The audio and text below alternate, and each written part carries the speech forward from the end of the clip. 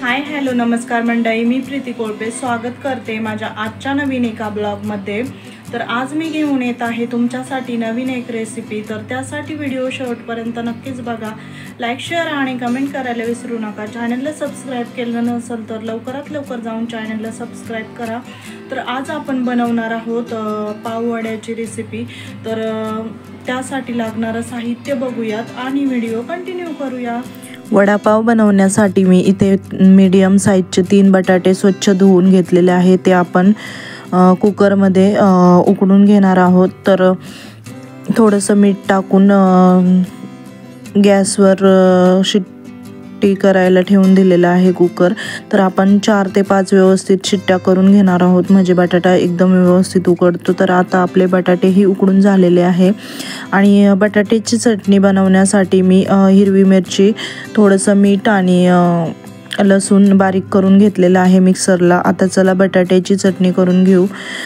तर एकीकडे गॅसवर कढई तापत ठेवली, त्यात थोडंसं तेल टाकून जिरे मोहरी व्यवस्थित तडतडली की त्यात जी मिरची केलेली आहे आपण हिरवी, ती टाकून व्यवस्थित परतून घ्यायचं। त्यानंतर त्यात थोडीशी हळद टाकायची, थोडीशी कस्तुरी मेथी आणि कढीपत्ता टाकून व्यवस्थित बटाट्याची चटणी परतून घ्यायची। ती परतून झाल्यानंतर एका प्लेटमध्ये काढून घ्यायची आणि थंड करायला ठेवून द्यायची। आणि त्याच कढईत आपण तेल टाकून घेणार आहोत। तेल गरम होईपर्यंत पीठ घालून घेऊयात। तर बॅटर बनवून घ्यायचं आहे आपल्याला वडापाव बनवण्यासाठी। तर 2 ते 2.5 चमचे मी बेसन पीठ घेतलेलं आहे। त्यात थोडीशी हळद आणि जिरे मीठ टाकून व्यवस्थित मिक्स करून घेतलेलं आहे। बघू शकता आपल्याला अशा प्रकारचं बॅटर बनवून घ्यायचं आहे। जास्त घट्टही नाही झालं पाहिजे आणि पातळही नाही झाले पाहिजे, एकदम मीडियम झालं पाहिजे।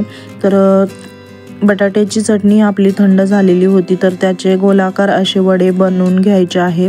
तर बघू शकता अशा प्रकारे तुम्हाला वडे बनवून घ्यायचे आहे। मला जास्त काही बनवायचे नव्हते, त्यामुळे मी 3च बटाटे टाकले। तुम्ही तुमच्यानुसार प्रमाण कमी जास्त करू शकता।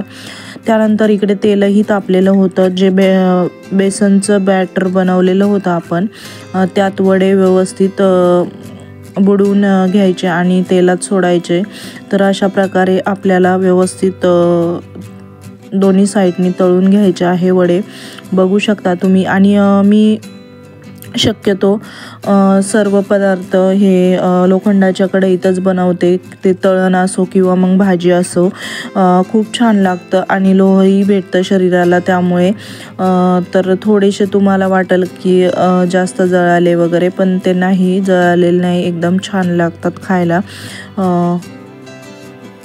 दिसण्यापेक्षा हेल्थ महत्त्वाचं असतं ना, तर त्यामुळे अशा प्रकारे आपल्याला सर्व व्यवस्थित असे वडे तळून घ्यायचे आहे। तर आपले वडेही तळून झालेले आहे।